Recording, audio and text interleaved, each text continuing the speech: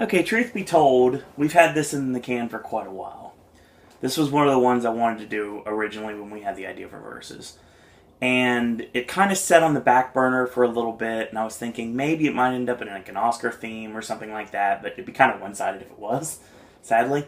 But there was actually a viewer that a couple of days ago sent me a message and gave me the idea that they wanted to see this specific verses. So I decided that it would be a good idea, after talking to you, that we would do this one this week. So we completely abandoned what we were going to do this week. That verses will be coming up in 2 weeks now. So, still fits the gangster theme though. So we're good. A little bit. Just a tad. That one does, that's what I'm talking about. This one, not so much.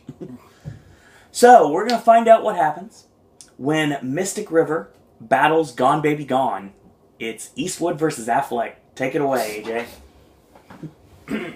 Alright. Obviously, the main thing they have in common is they're both based off books by the great novelist Dennis Lane, who also he's known for a lot of great things, but you probably also know him, besides from these two, for Shutter Island. I actually read Mystic River and Shutter Island. I haven't read Gone Baby. To my understanding, Patrick Kenzie has like a whole series of books devoted to him or something. This is like just one from like the middle or something. I actually read Mystic River in 7th grade for a book report. Really? Because I was in 7th grade when the movie came out, and it was popular, and we could choose any book we wanted. Nice. So I was curious, and I read the book before I saw the movie. Having said that, though, I think I'm going to start with Gone Baby Gone. It's basic... Okay. Also, obviously, they're both kind of...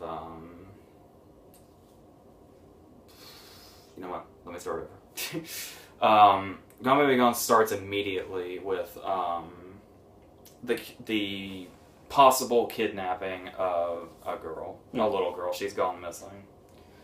And her mom is drugged out, heavy accented, white trash Amy Ryan, who obviously is not really white trash or heavily accented or anything, but this was her Oscar-nominated performance, and rightfully so.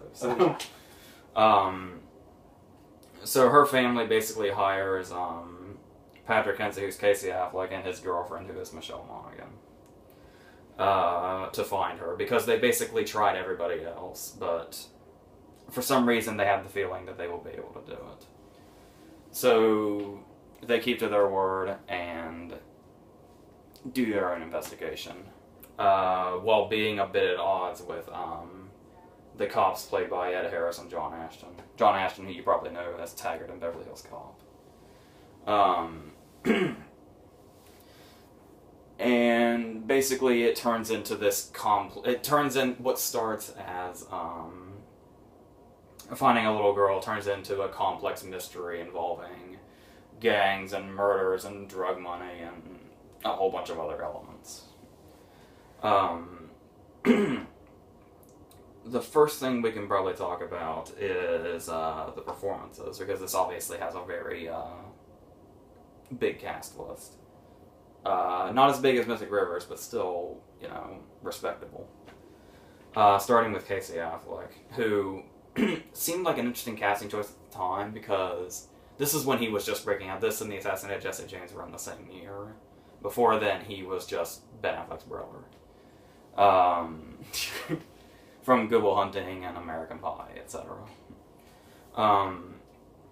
So it was weird to see him in this role, because on paper, I imagine, because you can just tell by the way he is in the movie, Patrick Kenzie is a very tough character. And you don't exactly get a tough vibe when you first look at Casey Affleck. Even in Out of the Furnace, he was very, despite what he did, he was very, small compared to everybody else. But it's weird how believably he's able to make this character somebody to not mess with. Particularly the scene in the bar when he's trying to get questions and then a fight's about to ensue. So I know it's not exactly the tough thing to do, but he got the guys off his back by pulling a gun out. I've always loved the line when he's leaving where he points the gun at the bartender and says, "Make me a martini, fat bastard." But you totally buy him as that, and especially the really great scene he has where we learn about the Haitian dealer Cheese that they need to go find because he is basically the prime suspect at one point. And when they go see him, he has some derogatory things to say about Michelle Monaghan's character and gives them the big speech and drops the title and basically tells them that this is futile and they better leave if they don't want to get in trouble with him.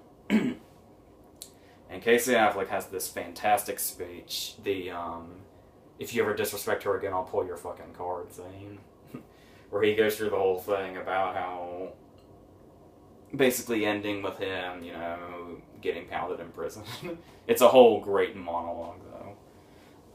And Affleck surprisingly, really believably brings it to the part. Michelle Monaghan kind of just feels like she's there, kind of like she does a lot of the time.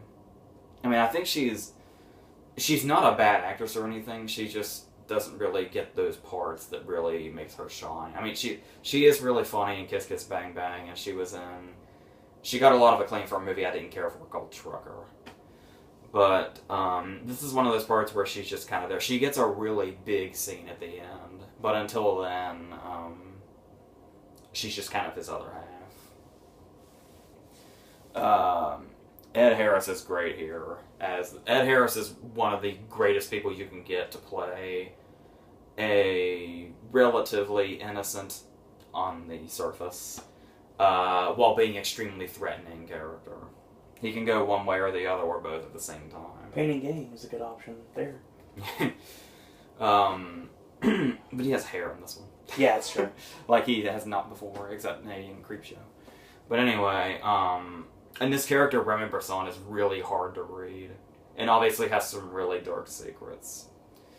I've always kind of been on the fence as far as the directions his character goes, because it's an interesting twist, but at the same time, some of the scenes seem a little off. Like, I guess I should go ahead and mention this right off. Even I meant to at the beginning and I forgot. Both of these movies have a mystery element to them, so I feel the need to reference this again, even though I don't normally have to. Generally, with a Versus, we go from beginning to end with spoilers totally intact. So, if you haven't seen either one of these, it's probably in your best interest to not stick around. And maybe come back when you have, if you so desire. The scene where Titus Welliver's character, Lionel, was basically confessing everything to them about he and Remy Bresson's relationship and the things they've been doing. The illegal things.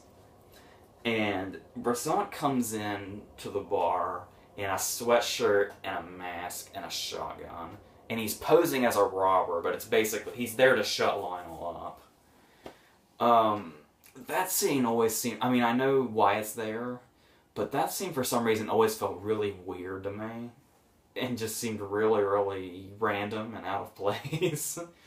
I'm sure there were other ways to shut Lionel up, and I don't know, but that's the only scene that really was weird to me, because the rest of the movie just works magically. I mentioned Amy Ryan, who is fantastic, who does the over-the-top white trash thing, but also being able to do the grieving, concerned mother thing. But not just as that, cardboard cutout, but like a real character. That actually kind of starts to have a positive relationship with Patrick. And then there's B, played by Amy Madigan, who is Ed Harris's wife in real life. Who you might also know as Uncle Buck's girlfriend. And she basically does the concerned family member who won't mind her own business character. She basically perfected it here, even though she's not on screen very much. Oh yeah, going back to Ed Harris, there is a line Ed Harris says that I really love. Number one, he has one great scene where he's talking about some of the stuff that he's done. After John Ashton's character is killed, he has that big monologue where he's had too much to drink and all that. And there's the scene where they're interrogating Amy Ryan about cheese. And she's saying, I don't know, I might have heard of him. And just Ed Harris's delivery of, he is a psychotic, murdering, drug-dealing Haitian named Cheese. Either you know him or you don't. There is a subplot that seems a little... It kind of has... Obviously, it fits into the story, but it kind of goes away from the plot, where... Obviously, there's a section in the middle of the movie where we're under the impression that the little girl has been killed or drowned, and and they'll never find her, and they just declare her dead and have a makeshift funeral that the funeral home donates, like, the picture and the casket, but they have to return it by the end of the day. So we have to go into another plot where we learn about a pedophile that lives with some druggies, one of which is Mark Margolis, who is... he's best known for Breaking Bad. I know him as Ace Ventura's landlord. And it's this really, really harrowing scene where he basically is just there to investigate. But he ends up finding... they basically investigate them because they can... Crap that. They basically investigate them because... they could potentially be linked to the kidnapping because, what was his name? The pedophile, they find has abducted another child, who is basically dead in the bathtub. And as a retaliation, even though he's unarmed, Patrick shoots him in the head and kills him and basically becomes a hero. After having killed the other two as well in the whole raid. But then we managed to circle back around to the girl might still be alive, and that's when we really get into the character that Morgan Freeman plays. Now, for most of the movie, he seems like a character that's just kind of there. Like, they needed just somebody to play, like, you know, the superior cop, and they just said, okay, Morgan Freeman, why not? And then after the girl is declared dead, he retires and moves out in the middle of nowhere. And we're under the impression we're never going to see him again. Which is an interesting way to go about that because of the twist. And the interesting thing about the twist is it raises a big, huge moral dilemma that you don't see coming at all. If you were to start watching this movie and just see it as like a procedural, and about kidnapping and pedophiles and what have you. It's very interesting how this movie comes to a point by the twist resulting in a moral dilemma and a choice. Obviously, what happened is, with the whole thing that Brisson and Lionel had going on, and then the confrontation with Cheese and everything, this eventually all ended up in a series of events to where the girl ended up in the possession of Morgan Freeman's character and his wife.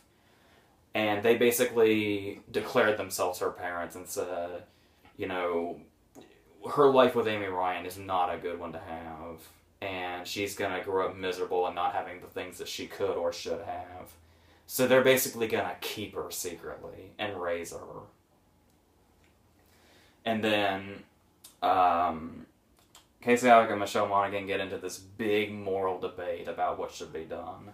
Because Patrick realizes that she needs to go back with her mom. Number one, because it's the right thing to do. Number two, because he made a promise to the family to bring her back when they found her. And most importantly, the dilemma of if she grows up and learns that she was stolen, she's going to resent him forever, knowing that he could have done something about it, and he left her there with the people that were not her real parents. But then Michelle Monaghan has the argument of she's happy, she's going to grow up in a great place, she's going to grow up with people that love her, and she's going to be happy and get to have sleepovers and all that. This is that big one scene Michelle Monaghan gets I was talking about. And she actually gives Patrick an ultimatum and says, if you call the police and have her taken away from them, I'm going to hate you forever. And that'll be the end of us. And there's that great review. I love the way Affleck did this scene. Ben Affleck obviously directed it. It was his directorial debut. A promising one at that. The scene basically ends with her saying, if you do this, I'm going to hate you. And that's the end of us. And we don't see the decision take place. We see the aftermath. And we see them just standing there waiting. It could be them waiting for the cops, or it could be them waiting for him to make his ultimate decision. But then as they're standing there waiting, we see the cops coming, and we know that he called them. And we see Morgan Freeman taken away. Now, the reason that a lot of people don't like this ending is, depending on which place you're coming from. Because I've heard people on both sides of the debate. I show this movie to somebody and everybody's on the same side. Which is it's really fascinating that they can do that. The thing that really makes the movie kind of depressing, even though, you know that this is the way it would be anyway, given this is a real life situation. And the movie feels so real, it's almost like it's a real story. There's a scene when they're getting Chase's money from out of the backyard, and Patrick's talking to her, and Amy Ryan gives this whole speech about how, you know, if I just get my daughter back, I'll become a better parent, I'll quit the drugs, I'll, you know, not go out with random guys and, you know, do sexual things in bathrooms and bars, anything like that. She's just going to be, you know, a great mother like she should be. And at the very end, at the very last scene, we see her at home with Amy Ryan when Patrick shows up, and basically it's the worst case scenario, and she's not really changed, and she's basically going to have the opposite of the life she would have if she had stayed with Freeman. And then basically Patrick says he'll stay and babysit her while she's gone. And I guess that scene is supposed to kind of be Patrick's deciding whether or not he made the right decision or not after seeing this. But yeah, the fact that the movie can cause that much debate, the comment on the back is actually, it'll leave you talking for days. Mm-hmm. Yeah, I mean, that's one thing about it, is just the whole real thing and how it doesn't, you know, it doesn't cut out the, you know, the whole, what would have probably happened if this were a real story. It stays with that. It doesn't do the, Amy Ryan changed her ways and isn't a druggie anymore and stuff like that. Things are just the way they are. That authentic feel is also really helped by the fact that a lot of the scenes where the camera's just kind of focusing on people, it's just random people that are from Boston and from that neighborhood that were just hanging out. Yep. There's little touches, like the reporter that has the camera on him while he's reporting, and he's wearing like the suit jacket and the tie, but it pans down and he's standing on a box and he's wearing like white tennis shoes and shorts off camera. But yeah, it's just great how they can take what could just be a simple, you know, kidnapping Lifetime movie and turn it into this complex mystery that eventually evolves into a moral debate movie.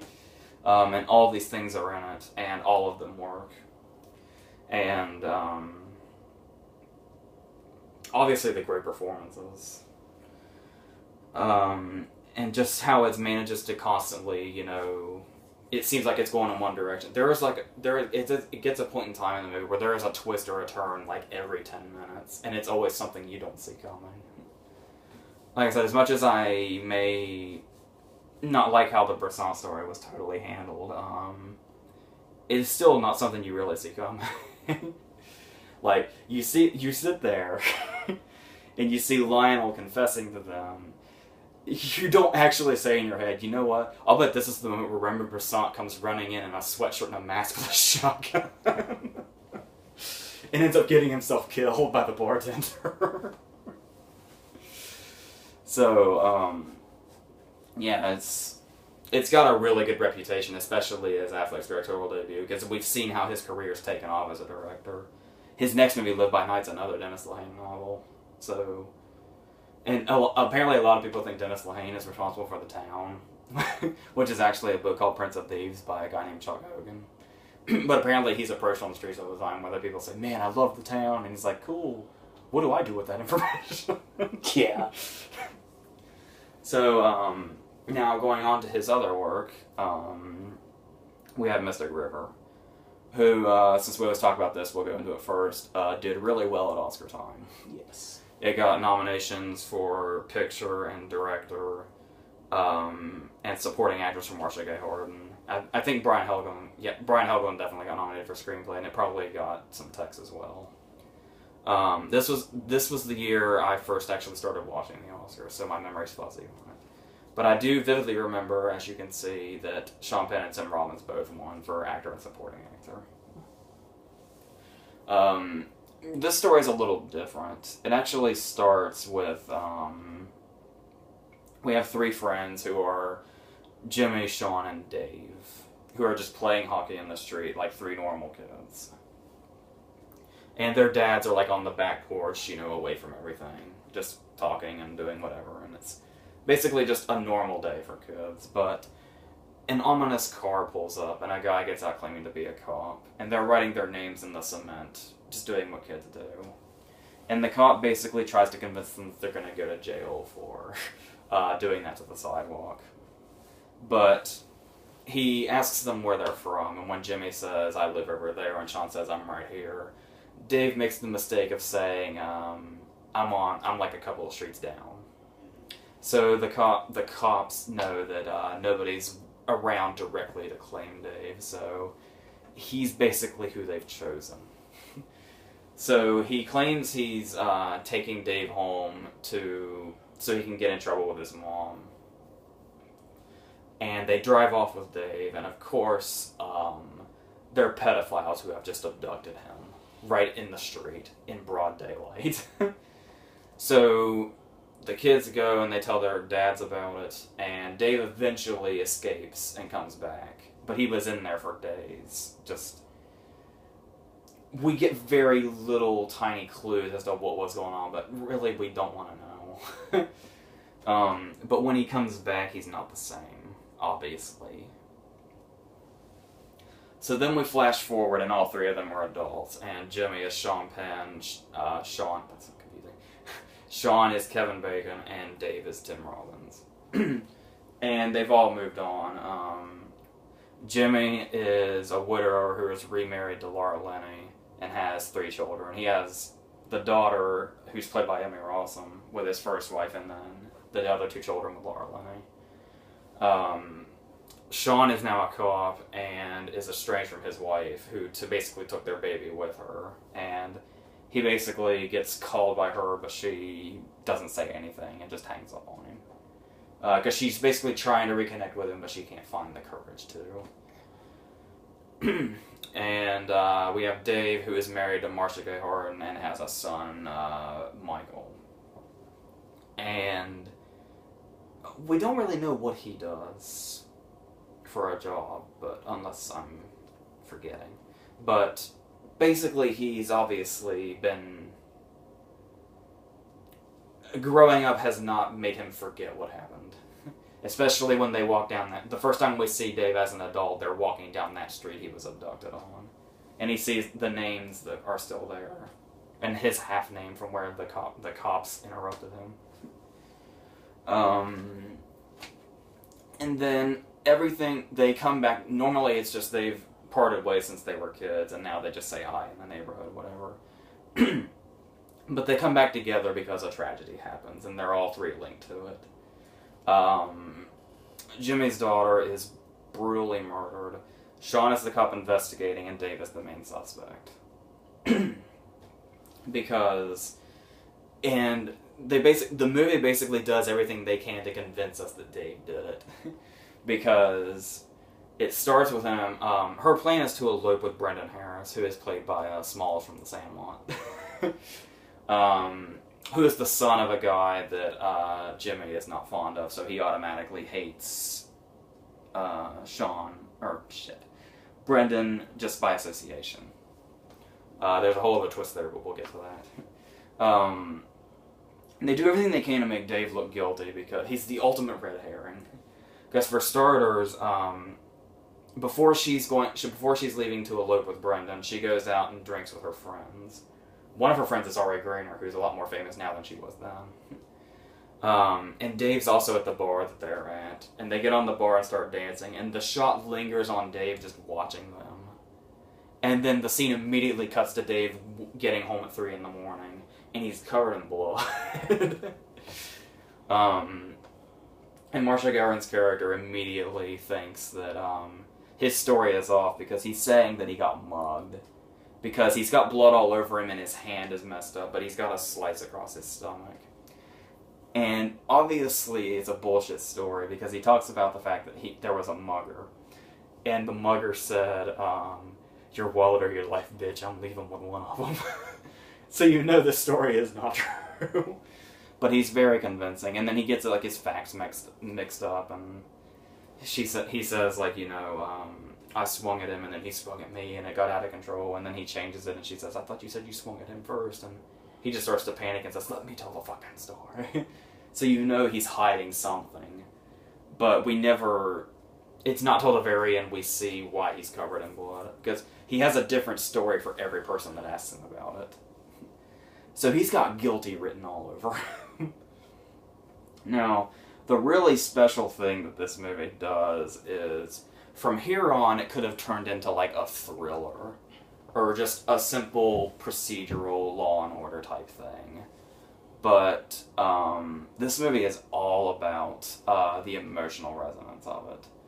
Because the whole thing leading up to it, we don't know exactly that Katie's been killed right away.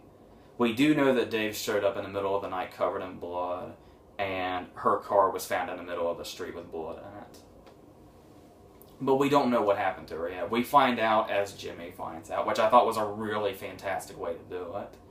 Because of that sense of dread. Like, Katie doesn't show up for work, and she's not at home, and she's not at her friend's house, so... At this point, Jimmy's just a little pissed off, because she seems inconsiderate, because her sister's first communion is this morning, and that's where she's supposed to be.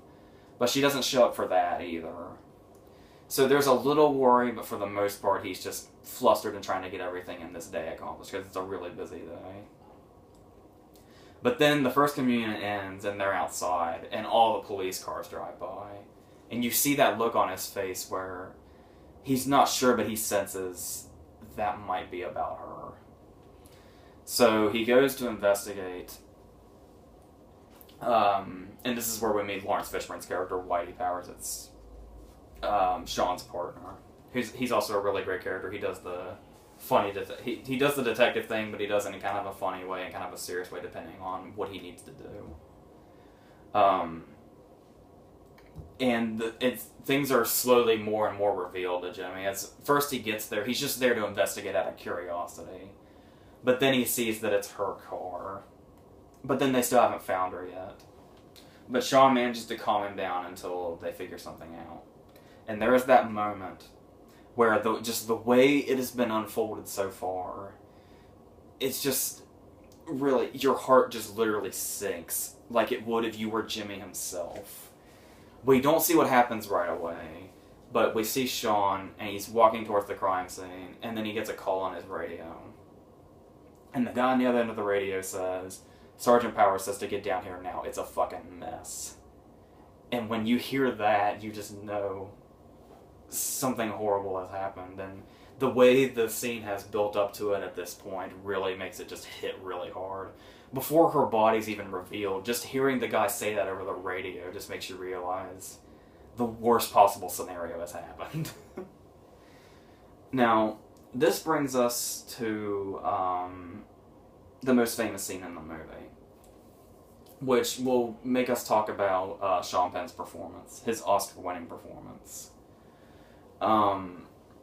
The big thing about Sean Penn's performance here is you either are going to fall in love with it or you're going to hate it and think it's way too over the top. And that is all based on this scene, because this is the scene people really remember.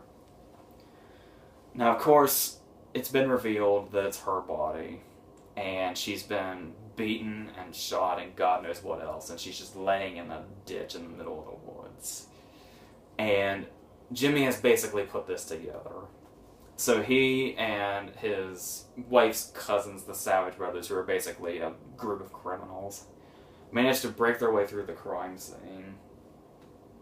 And he starts screaming, if that's her or not, to Sean. A lot of credit to Kevin Bacon in this scene, too, for that look on his face that basically tells Jimmy without saying anything. And this is the scene where people decided what they thought of Sean Penn's performance in this movie. But here's the thing. The criticisms I've seen about his performance say that it was just a lot of screaming. But what really, really agitates me about that criticism is this movie's 2 hours and 20 minutes. And Jimmy has a lot of scenes where he could just lose his mind. There are 2 scenes in this movie where Sean Penn yells. That's it. It probably seems like more, especially because this scene is so famous, but there are only 2 scenes in the movie where Jimmy actually screams. And obviously this is a big one, because he just totally loses his mind in the crowd of people. The score really helps this scene, too. The score, composed by Eastwood himself, really... This is one of those movies where, normally in movies, the score is just kind of there for, like, added effect or whatever, or sometimes it's used poorly in an overabundance, and it's just beating you over the head with what you're supposed to feel. The score in Mr. River is perfect in... It does exactly what a score is supposed to do, and adds even more emotion to the already powerful scenes. When Jimmy basically realizes that it's true and falls back into the crowd and the score comes up, when we get the shot, the really distant shot of her body laying in the woods, and we just see like her legs sticking out. That whole scene is really powerful. Now, here's the interesting thing too, is not only does it piss me off when people say Sean Penn's performance is too loud when he only shouts in 2 scenes, the rest of his scenes are really, really quiet. And where most of the time, he's not even saying anything. He's just, his face just does it. Like the scene when they're in the cafeteria at the hospital, or wherever that was, he starts to lose it because we realize when they're basically being interrogated by Sean and Whitey, and Laura Linney's answering all the questions for him, he's just basically balling his fists and looking at the table, basically trying not to lose it. And there's the one scene really quickly where he pounds the table, but then he goes right back into just everything's bottled inside. And that's the way he plays it most of the time. The only other time he screams is at the very end, when he's getting ready to kill Dave. And all of a sudden, he's basically trying to figure out what's going on, and the Savage Brothers are saying, kill him and get it over with. And he just finally has to, he's losing his head because he's trying to figure out what to do here, and everybody's screaming what to do at him. So he just screams, everybody shut the fuck up, this is my daughter we're talking about. And then he goes right back into calming that scene, too. It's really not that over the top of a performance at all. I mean, there is the scene also where he does have that anger, but it's not screaming, like when Laura Linney's dad is there, and he's talking about, despite everything you're going through right now, you've got to keep up with your domestic responsibilities, and he has the line where he doesn't lose it, but very angry, but quietly, he says, my daughter's laying on a morgue slab getting cut open by scalpels and chest spreaders, and you're going to talk to me about domestic fucking responsibility. And he just leaves it at that. But you can just tell in that delivery all the anger he's got in there, but he was able to show it without doing the over-the-top screaming thing that everybody accuses him of. I don't understand how anybody that saw the movie could criticize the performance for that. It blows my mind. Now, talking about, I guess the other Oscar-winning performance, we can go into Tim Robbins. The thing he does really great here is, he's able to do the innocence and... the great thing is the movie never reveals to us till the end whether Dave is guilty or not. And throughout the whole movie, we keep getting 2 sides to Dave. Half the time, Tim Robbins is playing it really, really innocent, and half the times he's playing it guilty as all hell. And he goes back and forth so much you have no idea if he's guilty or not. Because when he's playing it up innocent, he sells it and he seems innocent. But when he's falling on the guilty side, he looks like the cat that swallowed the canary. And of course his big scene with when Celeste comes home and he's just sitting in his he's just sitting in the house and he's watching John Carpenter's Vampires with James Woods. And he does a whole monologue about that and basically compares it to how he was able to get... But this is basically when we get the story of exactly how he managed to escape the pedophiles, and this is his first time telling her the story. They've been married for God knows how long, and this is the first time she's hearing the story. And he even says this is the first time he's even said the guys' names since it happened. Like, the first time he said the guys' names out loud. And then, of course, the great scene at the end when, you know, Jimmy's killing him, and we're learning that what really happened was he found a pedophile assaulting a kid in a car in the parking lot and beat the guy to death. And that's why he was covered in blood when he showed up at the house in the middle of the night. But Jimmy's not buying this story. Jimmy is absolutely convinced at this point that Dave killed Katie. So he just keeps saying, you know, stop all the bullshit and just admit what you did. He says admit what you did like 10 or 15 times.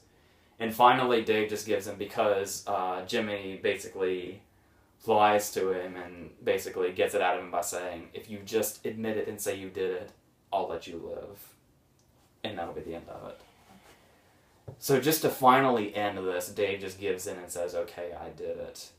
And then he's almost like, even though we get the whole story and we know that it's true about the pedophile, it's almost like Dave starts to believe he did kill Katie the way he confesses to Jimmy about why he did it.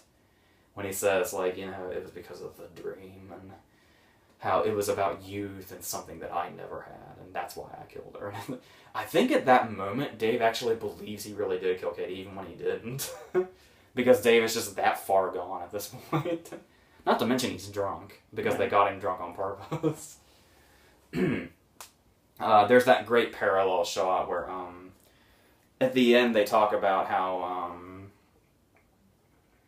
after basically Jimmy indirectly admits to having killed Dave to Sean, Sean says, when was the last time you saw Dave? And Jimmy's way of confessing is saying, the last time I saw Dave was when he got into that car with those pedophiles and got taken away. That's the last time I saw the real Dave. So, you could say we had, and we get basically the same shot when the Savage Brothers pick him up. Because we know the Savage Brothers are taking him to his ultimate demise. And we get the shot of Dave in the backseat of the car looking out the back window. So it's basically, the last time we saw the real Dave, he was being taken off in the backseat of a car. And the last time the Dave now was going off to his end was also in the backseat of a car. I always thought that was an interesting parallel, the way they did that. I don't even know if it was intentional or not, probably. Since the movie's so expertly directed in every other aspect. Now, talking about how great those performances are, it's really easy for Kevin Bacon to get overshadowed. Because he didn't really get anything. He was too... The performances by Sean Penn and Tim Robbins. Now, not to anybody else, not to, you know, criticize anybody else for this, it's pretty easy to imagine that Kevin Bacon would get overshadowed in these two performances. But, he's there to match them, like, all the way. Because he's gotta be... Everybody has their part in this, and he is just, like I said, a lot of that scene when, Jimmy realizes what happened is owed to just that look on Kevin Bacon's face without words saying, yeah, Jimmy, she's in there, and it's bad. Speaking of that, another couple of great scenes with Sean Penn are the scenes where, the scene where, he goes in and has to identify her. Sean Penn could have totally gone out of control with that. Or the scene where he goes in and basically talks to her dead body and says, whoever did this, I'm gonna kill him. It's also a really interesting little effect in there that when you see... He has two different reactions to seeing Katie right after she's dead and then after she's been taken care of for the funeral. when he sees her with like the split in her head and the dirty clothes and the pale skin and everything, he just looks at her. It looks like he doesn't really have any reaction at all. He just identifies her. It's when he sees her after she's been made up and cleaned up, where she looks like herself again, that he can't look at her. I always thought that was a really subtly powerful thing.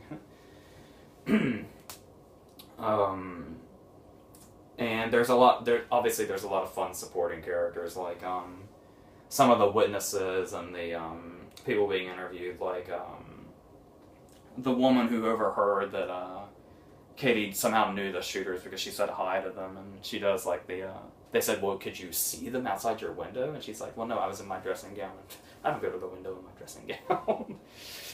Could have been identified right there at the very first bit. And unfortunately, it's really interesting. We timed this one. Eli Wallach, the legendary actor who just died a few days ago, has an uncredited cameo as the clerk in a liquor store that has some very crucial information about the gun belonging to Brendan Harris's dad that used to work with Jimmy. And then Brendan Harris's mom, who is this really... We only see her once, but you just get the idea that she's this sick, hateful character when Brendan is her own son, and obviously she's already been walked out on by Brendan's dad. We know that Jimmy killed him and threw him in the Mystic River, but that's basically the mom learns during this interrogation that he was going to elope with Katie in Vegas, like the following day.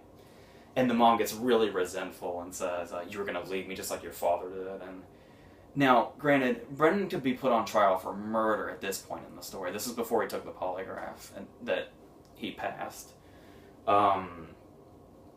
He says, he's basically trying to say his alibi was he was here all night. He was in his room in bed.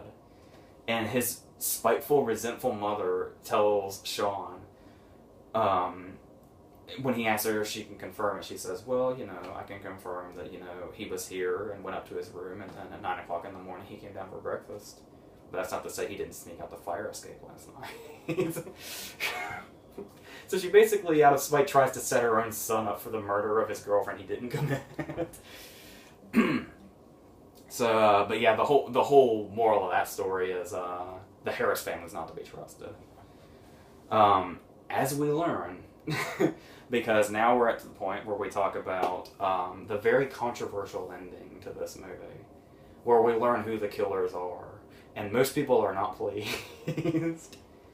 Where we learn that the killers were actually Brendan's silent brother and his friend, who basically killed her by accident. They accidentally shot her, and then they beat her to death so she wouldn't tell on them. That's what the big thing is. Now, the thing here is, well, first off, it's a good tie-in, because I always like the fact that it comes back to, whether it was an accident or whether it was on purpose or whatever, it's a total full circle that Jimmy's daughter was killed by a Harris. Because, obviously, they're under the impression that Ray Harris is still alive because he just left and he sends them $500 a month out of guilt. But in actuality, because he ratted Jimmy out and Jimmy missed the birth of Katie and missed, that many years of her life, he took Ray to Mystic River, shot him in the head, and threw him in there, and he's the one that's been sending them $500 a month. So it came back to bite him full circle. Yeah, so the great thing about this is that in itself makes it unique, on top of the fact that this whole thing starts with Dave Boyle getting in that car. And in most movies, it would start with a crime begins your movie, and then another crime happens that's your main story that somehow connects to that crime, and it's like a full circle thing. But it's different here because the two crimes are totally, completely unrelated. It's pedophiles and murder in two totally different cases. But there's that emotional connection to where everything comes back to that. Because the last thing they talk about right before Jimmy kills Dave is Dave talking about how the reason he killed her was because his youth was taken from him. And he says to Jimmy, if you had gotten in that car instead of me, you'd know what I was talking about. And then there's the whole thing about, you always wonder, and they talk about it in the movie, how people would have how the characters in the story would have ended up where they ended up if another one of them got in. Like if Jimmy got in the car or Sean got in the car, where they all would have ended up and what if it would have been different. And then Sean's theory that all three of them got in the car and they're still in the basement of the pedophiles, and this is them just imagining what their life would have been if none of them did. Or if just Dave did. And that just makes the movie really unique when it could have been just, like I said, just like a vague thriller or like a procedural or something like that. It's also worth noting, this is pretty much where that signature Eastwood look started too. Like we see with $1 Million Baby and J. Edgar, and then not a little bit in Invictus, Gran Torino, Jersey Boys, Hereafter. That signature look I talked about when I reviewed Jersey Boys, I think pretty much started with this, because all his movies also kind of had. It never really had a film by Clint Eastwood really written all over it throughout the movie, but Mystic River kind of started this trend where when you see a Clint Eastwood movie, without even knowing, you know it's a Clint Eastwood movie. So, yes. So just everything about this, and just, you know, the questions that it raises, and how it's able to be simultaneously ominous and heartbreaking. It's just practically a perfect movie, really. So Gone Baby Gone can't quite live up to that, but it's certainly good standing on its own. But if we have to compare the two, yes, this genre itself, whatever you may consider it, it's pretty hard to beat Mystic River. And despite what I said about when I reviewed the Rings movies about how it's kind of hard to say Return of the King is overrated when it's such an achievement. Honestly, if I had been voting that year, Mystic River by far would have won Best Picture over it. Absolutely. And I think if that had not been, you know, Lord of the Rings' time to really shine, I think Mystic River could have cleaned up. Easily. And I think this was actually, the Best Actor race was actually a real race that year, because you had Bill Murray for Lost in Translation. Both of them had won the Globe. And then you had Johnny Depp win the SAG for Pirates. And then Sean Penn ultimately winning the Oscar. As much as I really liked Bill Murray in Lost in Translation, as much as I really liked Depp in the first Pirates, Sean Penn should have cleaned up. I don't know how he didn't. He should have gotten everything. But he won the Oscar, and that's what matters. Yeah. So, yes, that's pretty much all we have to discuss here. Alright, so ends another Versus, and next week we're going to do a little time traveling. Yeah. So, piece in your mind together what that means, and stay tuned. Hopefully you enjoyed our best of, our worst of the half years, and our most anticipated video, which I believe is coming out sometime in the next 3 days. You've seen all two of them already. The other one is coming out today, so. AJ, any parting words?